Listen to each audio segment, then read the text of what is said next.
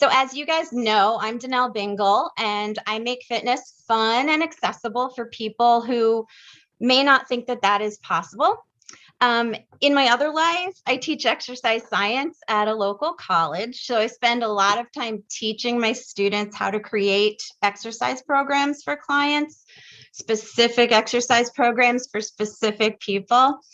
And when I work with my clients, I find a lot of times that they're missing some real basics of exercise science. So I thought I would share some of those with you.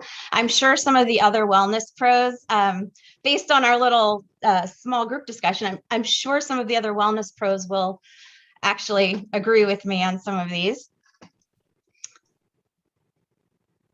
So a lot of my clients come to me maybe from CrossFit or maybe from a group program at a local gym, and they come to me for many reasons. Perhaps they're, they keep getting injured, or maybe they're a little frustrated because they've been going for 6 months or 9 months or a year and they don't notice changes. So let's just look at some exercise science basics that might help them. I promise this is the only sciencey slide, I promise. Progressive overload is the most basic training principle in exercise science.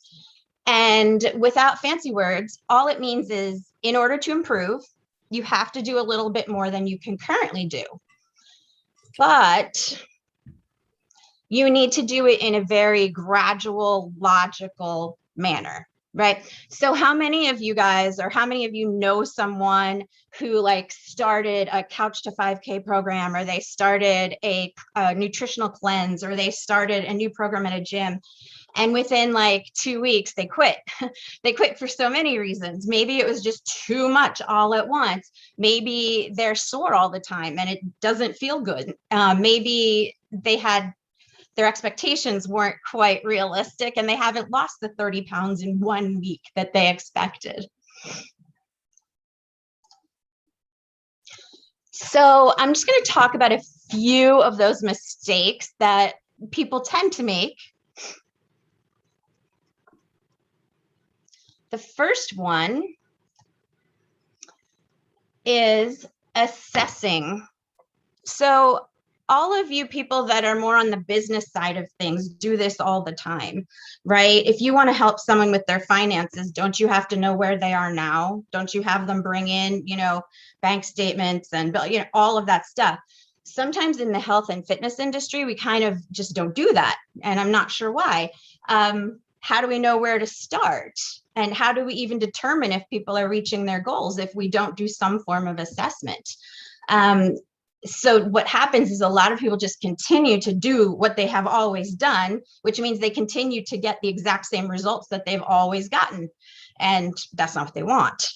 So if we assess their cardiovascular fitness, their strength, their flexibility, and their body composition, I'll be honest, I'm not all that interested in weight on the scale. I mean, if that's all you have, that's all you have. But body composition is a much better way to determine people's health outcomes, because I want to see the amount of muscle they have increasing, right? I want to see the body fat that they have decreasing. And the next thing that sometimes people do is, I'm sure you guys have seen this too. Like anyone who walks into a gym is okay in my book. They're making a good decision, right? They're trying to do something for their health.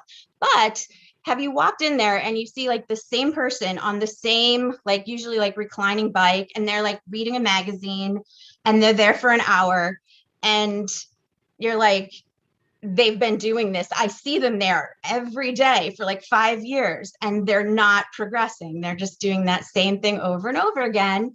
So maybe it would help them if they increased their intensity and put down the magazine. They would only have to stay a half an hour instead of an hour. They could get better results. So looking at where people are with their intensity of their workouts. For example, a lot of us might walk our dogs. I have 2, I walk them every day. Is that exercise for me? Not really. It's a little bit of activity. It's some social time. Usually I see some neighbors. Awesome. Good health behavior, not exercise. I also see this with some of the ladies who come into the gym. And they've been working with those same 3-pound pink dumbbells for like 10 years, right? And like I said, anyone who walks in that door is good in my book, really, good decision. But if you want your body to change or you want to get stronger, you need to change what you do. On the flip side of that, there are these like crazy warrior type gym members or exercisers, right? I'm going to pick on Peloton for a minute, although I do like Peloton. I have one, the equipment is really great, but they have these like streaks and they have contests and they have badges, and people ride every day, and they make everybody else feel guilty if they don't ride every day. It'll be like, oh, so-and-so is on like a 25-day streak, and it shows up on your screen, and you're supposed to give them a high five. If anyone has a Peloton, high fives are big. You just touch the screen and basically wave at people.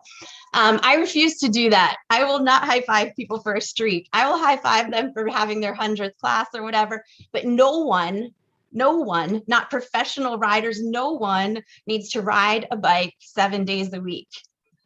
It's not good for your body. It's not good for your posture, right? You're going to work the same muscles in the same plane of motion over and over and over again. So you need to mix it up a little bit.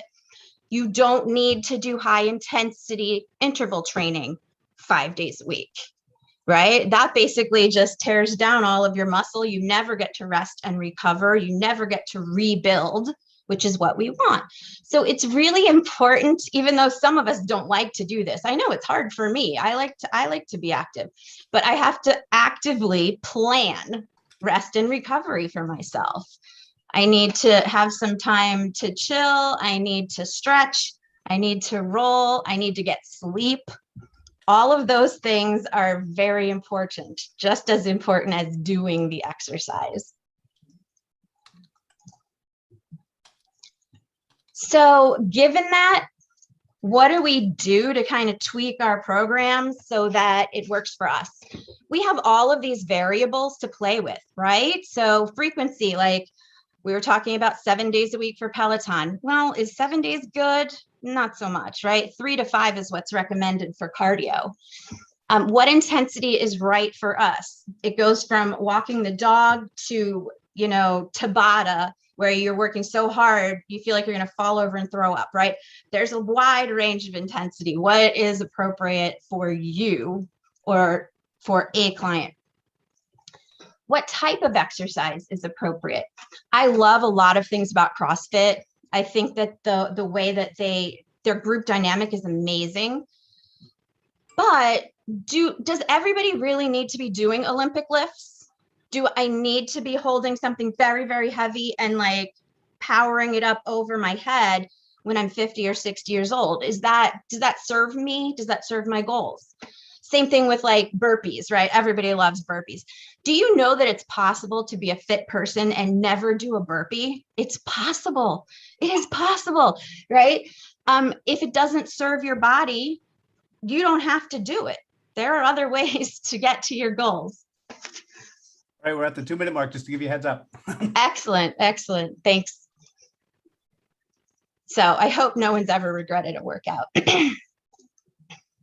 So what I try to do is I help people reach their personal goals with individualized prescription based on science, right? I mean, I have a master's degree in this. I've been doing it for 30 years. I try to stick with the science and watch all the fads go on by me and pick the good things out, right? I said, I love Peloton. I use it 2 or 3 times a week. I think it's a great tool. I just don't join the cult, right? I also help people with their nutrition, but we're going to save that for a later date. I'm just going to tell you what I'm working on right now.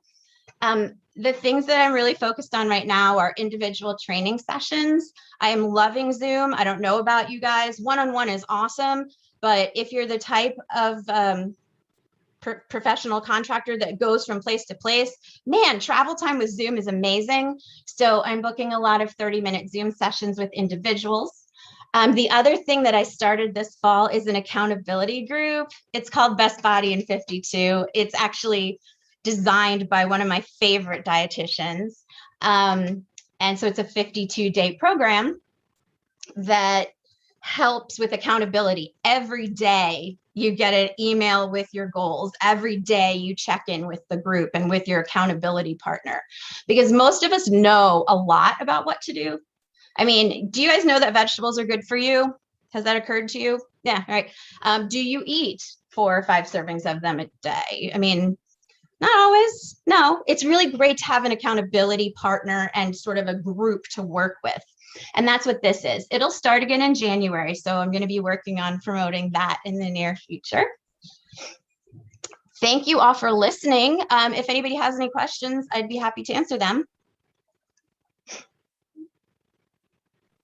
Yeah. So how many days a week should you, should you rest? Should it be like 1 day, 2 days without work, without exercise?